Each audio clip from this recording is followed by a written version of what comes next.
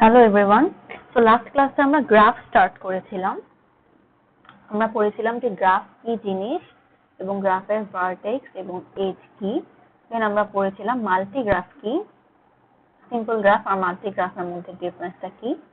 দেন আমরা পড়েছিলাম যে একটা গ্রাফের ডিগ্রি অফ ভার্টেক্স কিভাবে ক্যালকুলেট করতে হয় এবং সেই সাথে আমরা একটা থিওরেম করেছিলাম যে একটা গ্রাফের ডিগ্রি অফ ভার্টেক্স এবং তার নাম্বার অফ এজেস এর মধ্যে একটা রিলেশনশিপ আছে, সেটা কি।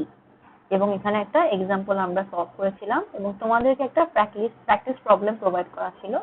এটা সলিউশন এই স্লাইডে দেওয়া আছে অলরেডি। দেন আমরা পড়েছিলাম সাবগ্রাফ কি জিনিস, আইসোমরফিক গ্রাফ কি, এবং এখানে অনেকগুলো এক্সাম্পল দেওয়া আছে যেটার মধ্যে কোনগুলো নিজেদের মধ্যে আইসোমরফিক গ্রাফ হয় সেটা তোমাদেরকে আমি প্র্যাকটিস করতে বলেছিলাম। দেন আমরা পড়েছিলাম হোমিওমরফিক গ্রাফ কি, এবং লাস্টে আমরা পড়েছিলাম প্যাথ, সিম্পল প্যাথ এবং ট্রেইল কি, এবং আমরা একটা এক্সাম্পলের সাহায্যে শিখেছিলাম যে কিভাবে আমরা বুঝবো যে কোনটা সিম্পল প্যাথ, কোনটা প্যাথ এবং কোনটা ট্রেইল। তো আজকে আমরা স্টার্ট করব কানেক্টিভিটি এবং কানেক্টেড কম্পোনেন্টস থেকে।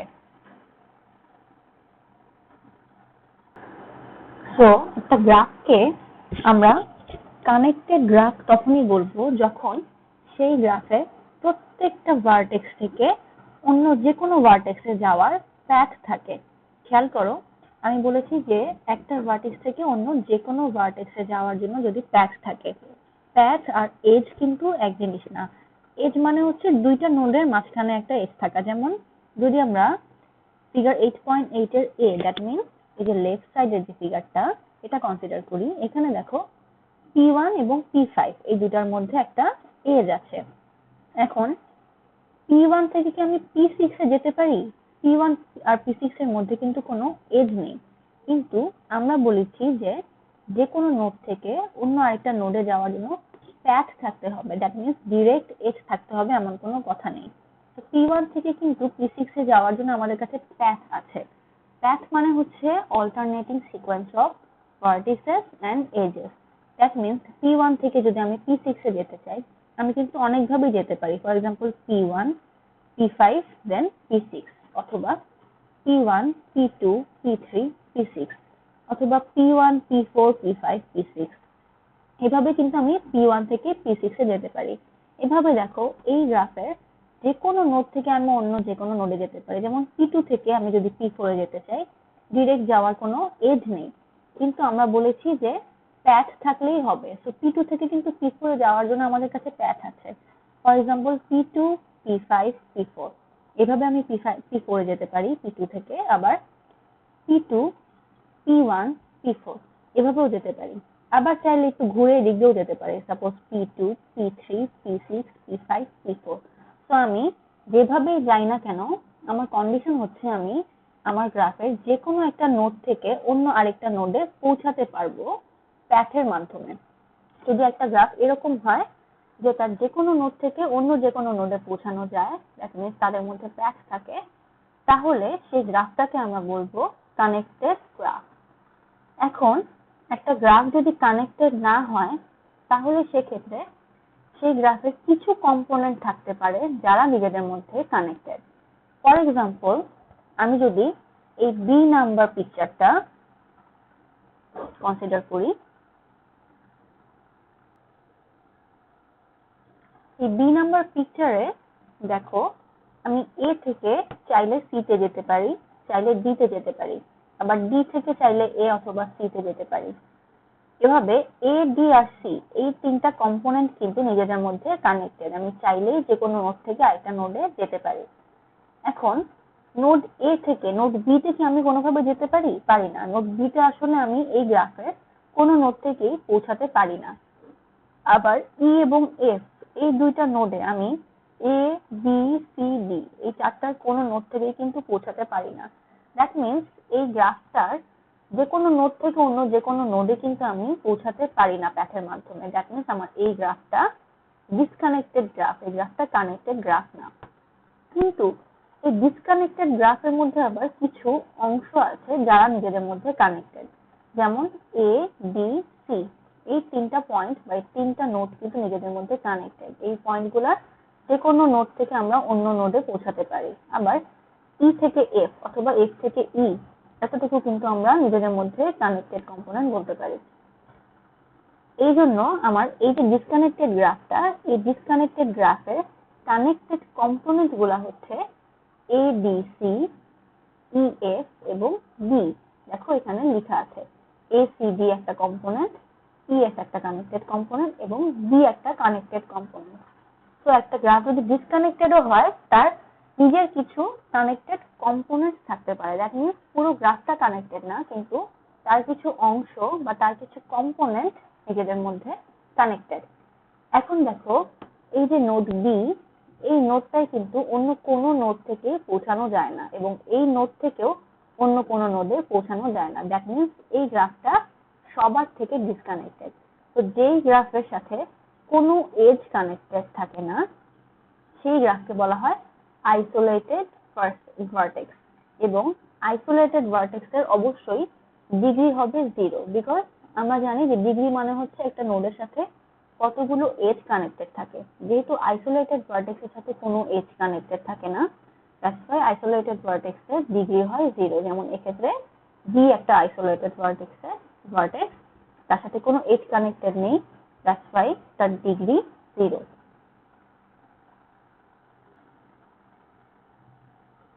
তো নেক্সট স্লাইডে তোমাদেরকে একটা প্র্যাকটিস প্রবলেম দেওয়া আছে, এটা সলিউশন এখানে প্রোভাইড করে দেওয়া আছে, বাট আমি তারপরও তোমাদের সুবিধার জন্য একটু এক্সপ্লেন করে দিচ্ছি। ফার্স্ট কোশ্চেনটা হচ্ছে which of them are connected, that means 1 2 3 4 এখানে টোটাল 4টা গ্রাফ দেয়া। এই 4টা গ্রাফের মধ্যে কোন গ্রাফগুলা কানেক্টেড গ্রাফ। তো আমরা জানি যে যে সমস্ত গ্রাফ কানেক্টেড তাদের যে কোনো নোড থেকে অন্য যে কোনো নোডে পৌঁছানোর জন্য প্যাথ থাকে। যদি 1 নাম্বার গ্রাফটা কনসিডার করি, এই গ্রাফে কিন্তু যে কোনো নোড থেকে আমি চাইলে যে কোনো নোডে যেতে পারি। ফর এক্সাম্পল আমি চাইলে সি থেকে এ তে যেতে পারি। কিভাবে? C B A. আবার বি থেকে আমি চাইলে ডি তে যেতে পারি, ডি এ ডি।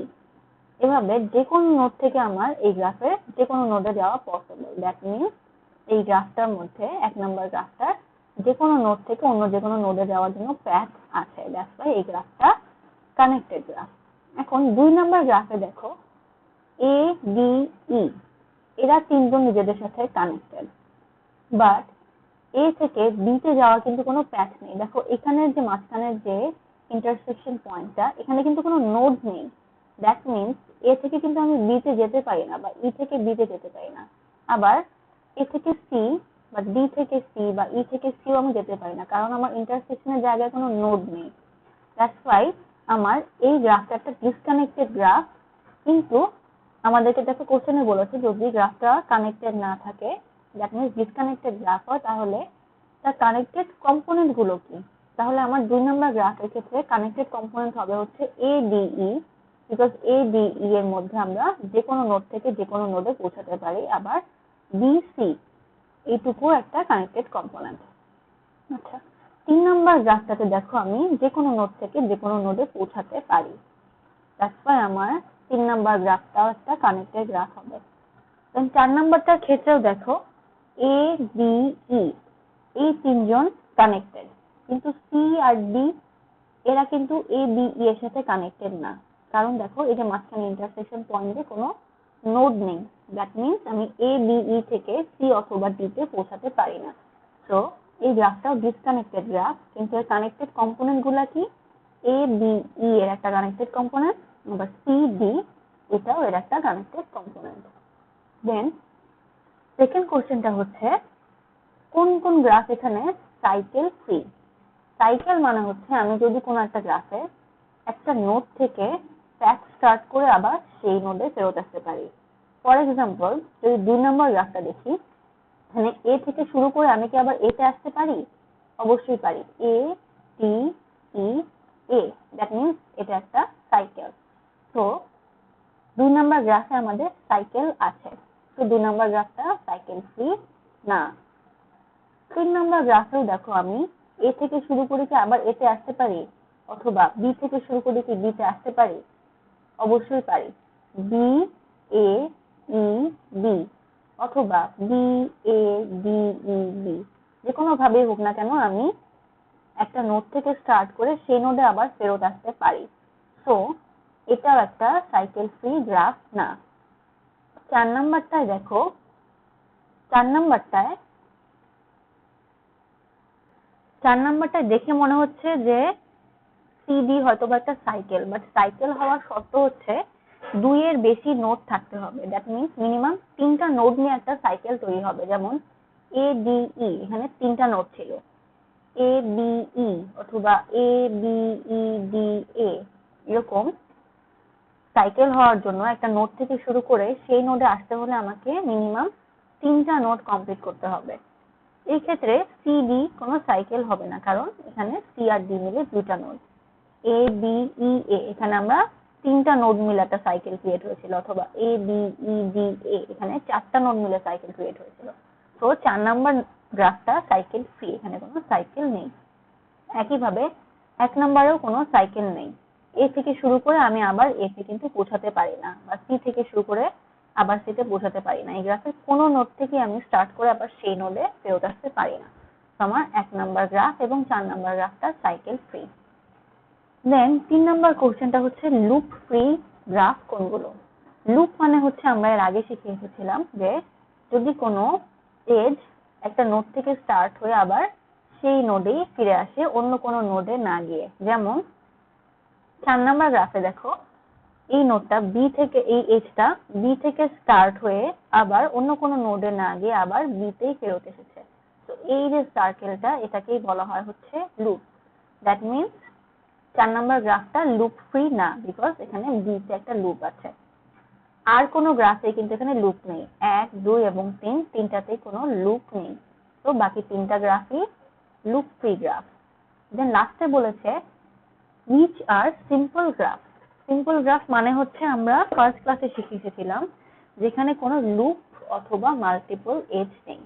তো আমার 4 নাম্বার গ্রাফে কিন্তু লুপ আছে বি তে, বি থেকে একটা এজ শুরু হয়ে আবার বি তে ফেরত এসেছে। আবার এখানে কিন্তু মাল্টিপল এজও আছে। দেখো সি আর ডি এর মধ্যে এই যে একটা স্ট্রেট লাইন, এটা একটা এজ, আবার এই যে একটা কার্ভড লাইন, এটাও আরেকটা এজ। দ্যাট মিনস সি আর ডি এর মধ্যে মাল্টিপল এজ আছে। আমরা জানি যদি লুপ থাকে অথবা যদি মাল্টিপল এজ থাকে অথবা দুইটাই থাকে, তাহলে সেই গ্রাফটা মাল্টি গ্রাফ হয়ে যায়, সেটা আর সিম্পল গ্রাফ হয় না। সো 4 নাম্বার গ্রাফটা সিম্পল গ্রাফ হবে না। দেন 3 নাম্বার গ্রাফে দেখো, এ থেকে ই এর মধ্যে এটা একটা এজ, স্ট্রেট লাইন, আবার এই কার্ভ লাইনটা, এটাও কিন্তু এ আর বি এর মধ্যে একটা এজ। দ্যাট মিনস এ আর ই এর মধ্যে মাল্টিপল এজ আছে। দ্যাট মিনস এটাও একটা মাল্টি গ্রাফ, এটা সিম্পল গ্রাফ না।